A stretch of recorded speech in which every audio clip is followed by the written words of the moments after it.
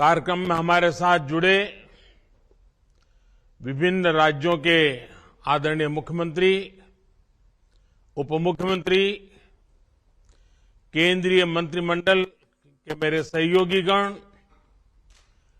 Tourism industry के साथी, देश विदेश से वाराणसी पहुंचे टूरिस्ट, अन्य महानुभाव, देवी और सज्जनों, आज लोहड़ी का उमंग भरा त्योहार है।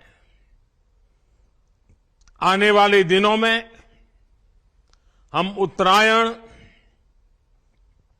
मकर संक्रांति, भोगी, बिहू, पोंगल जैसे अनेक विध पर्व भी मनाएंगे।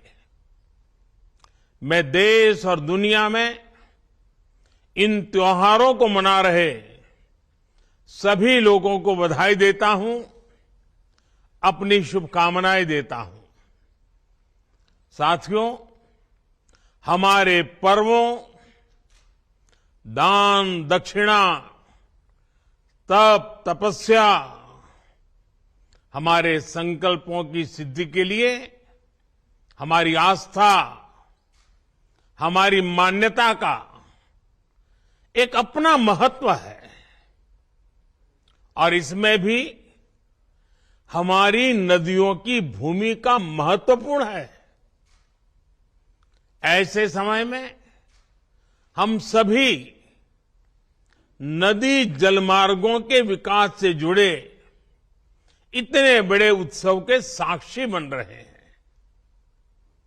आज मेरी काशी से डिब्रूगढ़ के बीच दुनिया की सबसे लंबी नदी जल यात्रा गंगा विलास क्रूज का शुभारंभ हुआ है।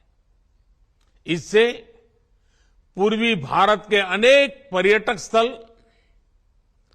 वर्ल्ड टूरिज्म मैप में और प्रमुखता से आने वाले हैं। काशी में गंगा पार ये जो नई निर्मित अद्भुत टेंट सिटी से वहां आने और रहने का एक और बड़ा कारण देश दुनिया के पर्यटकों, श्रद्धालुओं को मिला है।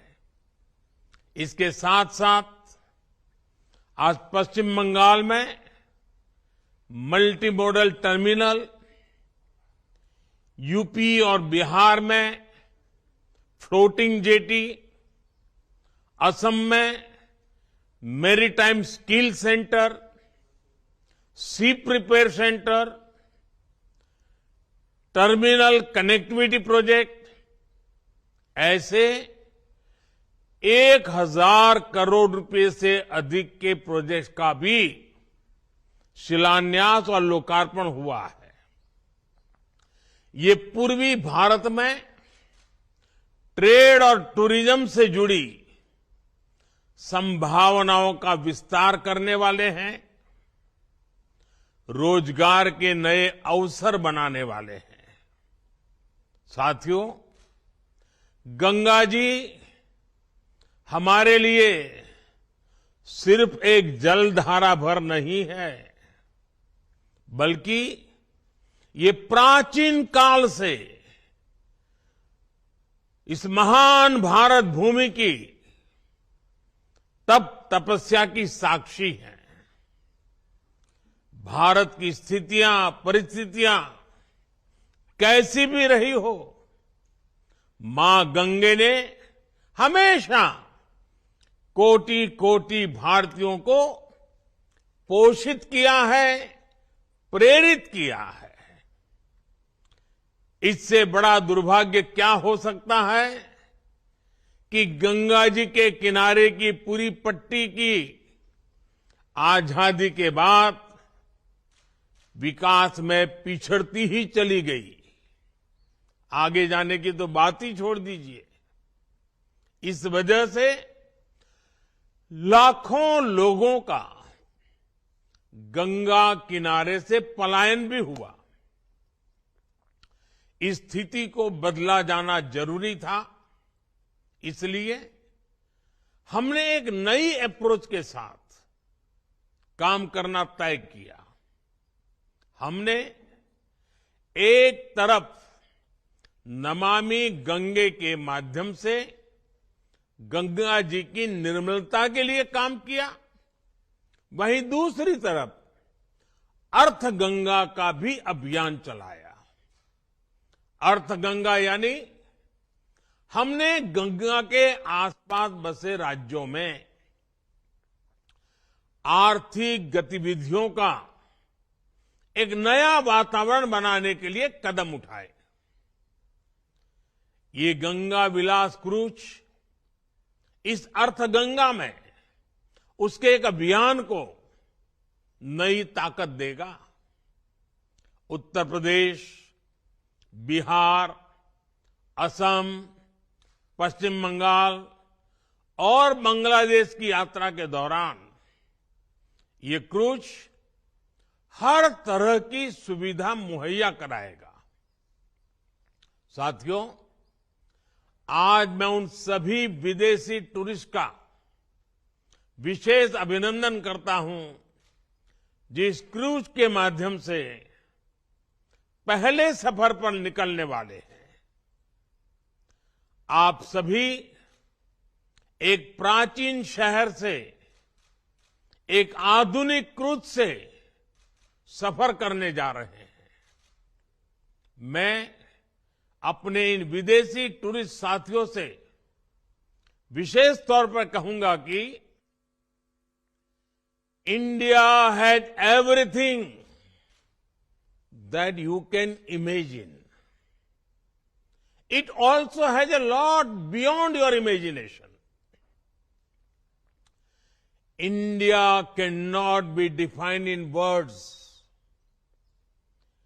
India can only be experienced from the heart, because India has always opened her heart for everyone, irrespective of region or religion, creed or country.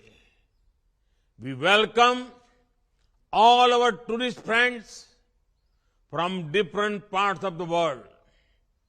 साथियों, एक क्रूज यात्रा एक साथ अनेक नए अनुभव लेकर आने वाली है। ये जो लोग इसमें से आध्यात्म की खोज में हैं, उन्हें वाराणसी, काशी, बोधगया, विक्रमशिला, पटना साहिब और माजुली की यात्रा करने का सौभाग्य मिलेगा। जो मल्टीनेशनल क्रूज का अनुभव लेना चाहते हैं, उन्हें ढाका से होकर गुजरने का अवसर मिलेगा। जो भारत की नेचुरल डायवर्सिटी को देखना चाहते हैं, उन्हें ये क्रूज सुंदरवन और असम के जंगलों की सैर कराएगा। जिन लोगों की रुचि भारत में नदियों से जुड़े सिस्टम को समझने में है, उनके लिए यात्रा बहुत महत्वपूर्ण होगी, क्योंकि ये क्रूज 25 अलग अलग नदियां या नदी धाराओं से होकर गुजरेगी। और जो लोग भारत के समृद्ध खान पान का अनुभव लेना चाहते हैं, उनके लिए भी ये बेहतरीन अवसर है। यानी भारत की विरासत और आधुनिकता का अद्भुत संगम हमें इस यात्रा में देखने को मिलेगा। क्रूज टूरिज्म का ये नया दौर इस क्षेत्र में हमारे युवा साथियों को रोजगार, स्वरोजगार के नए अवसर भी देगा। विदेशी पर्यटकों के लिए तो ये आकर्षण होगा ही, देश के भी जो पर्यटक पहले ऐसे अनुभवों के लिए विदेश जाते थे, वे अब पूर्वी भारत का रुख कर पाएंगे। ये क्रूज जहां से भी गुजरेगा वहां विकास की एक नई लाइन तैयार करेगा। क्रूज टूरिज्म के लिए ऐसी ही व्यवस्थाएं हम देश भर के नदी जलमार्गों में तैयार कर रहे हैं। शहरों के बीच लंबे रिवर क्रूज के अलावा हम अलग अलग शहरों में छोटे क्रूज को भी बढ़ावा दे रहे हैं।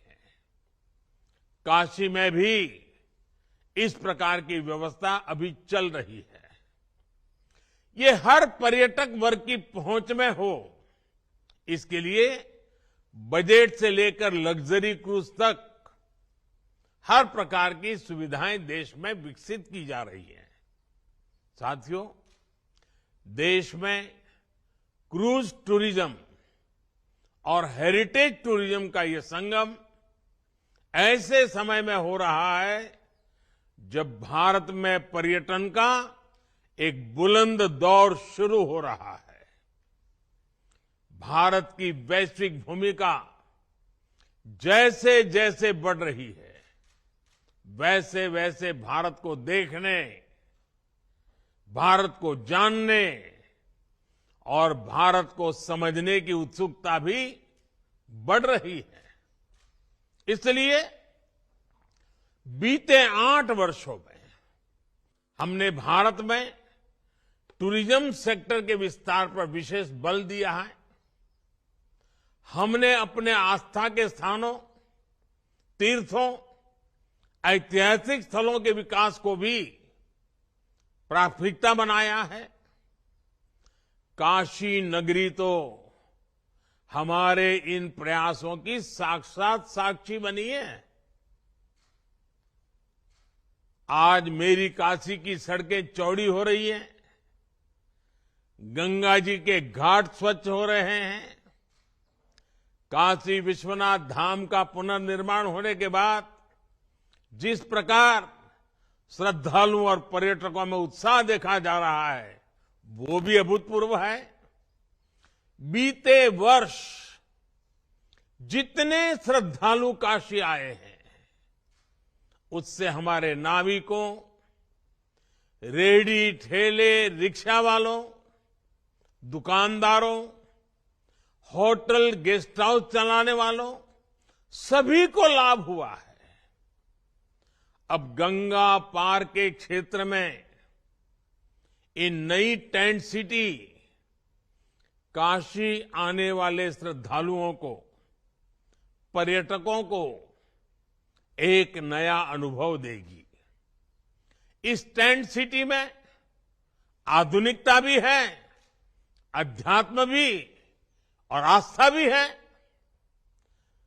राग से लेकर स्वाद तक बनारस का हर रस, हर रंग इस टेंट सिटी में देखने को मिलेगा। साथियों, आज का ये आयोजन 2014 के बाद से देश में जो नीतियां बनी, जो निर्णय हुए, जो दिशा तय हुई, उसका प्रतिबिंब है। 21वीं सदी का ये दशक भारत में इंफ्रास्ट्रक्चर के कायाकल्प का दशक है।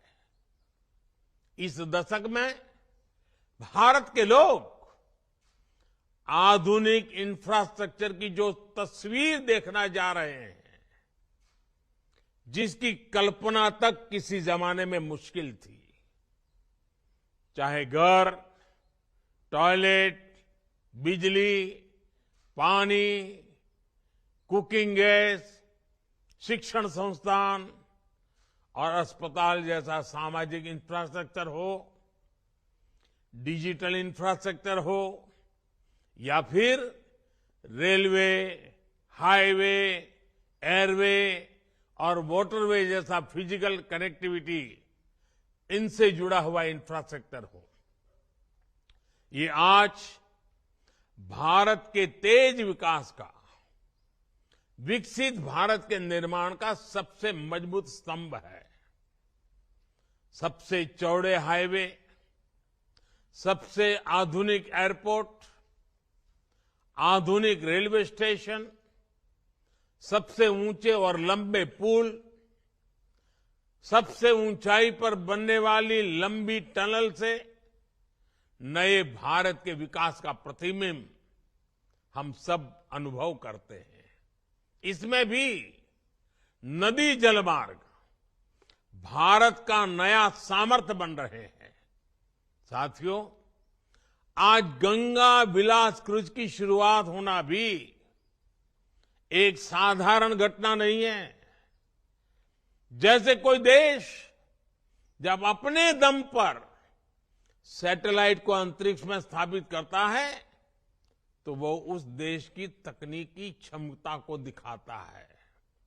वैसे ही 3200 किलोमीटर से ज्यादा लंबा ये सफर भारत में इनलैंड वाटरवे के विकास, नदी जलमार्गों के लिए बन रहे आधुनिक संसाधनों का एक जीता जागता उदाहरण है।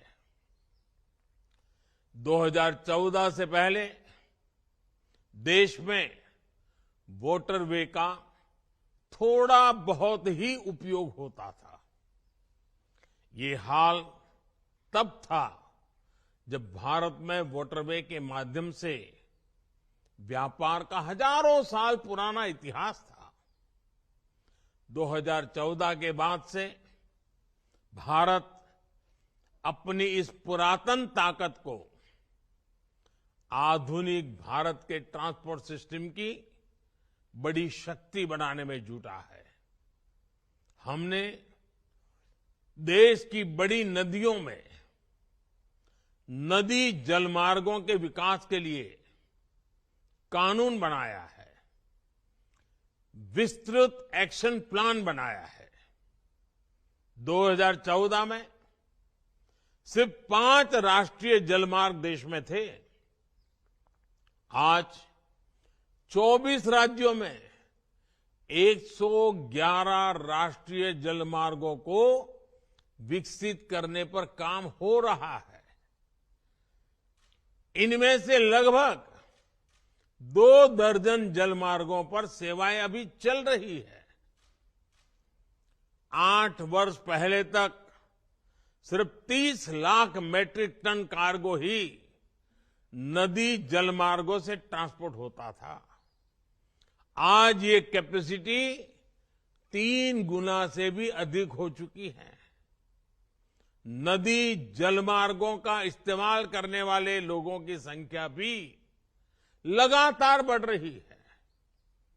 इसमें भी गंगा पर बन रहा ये नेशनल वाटरवे पूरे देश के लिए एक मॉडल की तरह विकसित हो रहा है। आज ये वाटरवे ट्रांसपोर्ट, ट्रेड और टूरिज्म तीनों के लिए एक महत्वपूर्ण माध्यम बन रहा है। साथियों, आज का ये आयोजन पूर्वी भारत को विकसित भारत का ग्रोथ इंजन बनाने में भी मदद करेगा। पश्चिम बंगाल के हल्दिया में आधुनिक मल्टी मॉडल टर्मिनल वाराणसी को जोड़ता है। ये भारत बांग्लादेश प्रोटोकॉल मार्ग से भी कनेक्टेड है और नॉर्थ ईस्ट को भी जोड़ता है। ये कोलकाता पोर्ट और बांग्लादेश को भी कनेक्ट करता है। यानी ये यूपी, बिहार, झारखंड, पश्चिम बंगाल से लेकर बांग्लादेश तक व्यापार कारोबार को सुगम बनाने वाला है। इसी प्रकार जेटी और रोरो फेरी टर्मिनलों का भी नेटवर्क बनाया जा रहा है। इससे आना जाना भी आसान होगा, मछुआरों को, किसानों को भी सुविधा होगी। साथियों, क्रूज हो, कार्गो शिप हो, ये ट्रांसपोर्ट और टूरिज्म को तो बल देते ही हैं। इनकी सर्विस से जुड़ी पूरी इंडस्ट्री भी नए अवसरों का निर्माण करती है। इसके लिए जो स्टाफ चाहिए, जो स्किल्ड लोग चाहिए, उसके लिए भी ट्रेनिंग का प्रबंध आवश्यक है। इसके लिए गुवाहाटी में स्किल डेवलपमेंट सेंटर बनाया गया है। जहाजों की मरम्मत के लिए भी गुवाहाटी में एक नई फैसिलिटी का निर्माण किया जा रहा है। साथियों, ये जलमार्ग पर्यावरण की रक्षा के लिए भी अच्छे हैं और पैसों की बचत भी करते हैं। एक स्टडी के मुताबिक सड़क के मुकाबले जलमार्ग से परिवर्तन की लागत 2.5 गुना कम आती है। वहीं रेल के मुकाबले जलमार्ग से परिवहन की लागत 1/3 कम होती है। आप कल्पना कर सकते हैं कि वाटरवे से ईंधन की कितनी बचत होती है, पैसा कितना ज्यादा बचता है। भारत ने जो नई लॉजिस्टिक पॉलिसी बनाई है, उसमें भी तेजी से बन रहे ये वाटरवेज बहुत मदद करने वाले हैं। इसमें भी बहुत महत्वपूर्ण बात ये कि भारत में हजारों किलोमीटर लंबा वाटरवे नेटवर्क तैयार होने की क्षमता है। भारत में जो 125 से ज्यादा नदियां और नदी धाराएं हैं, वो लोगों और सामान के ट्रांसपोर्ट में इस्तेमाल की जा सकती है। ये वाटरवे भारत में पोर्ट लेड डेवलपमेंट को भी बढ़ाने में मदद करेंगे। कोशिश यही है कि आने वाले वर्षों में वाटरवेज, रेलवेज और हाईवेज का मल्टी मॉडल आधुनिक नेटवर्क भारत में बने।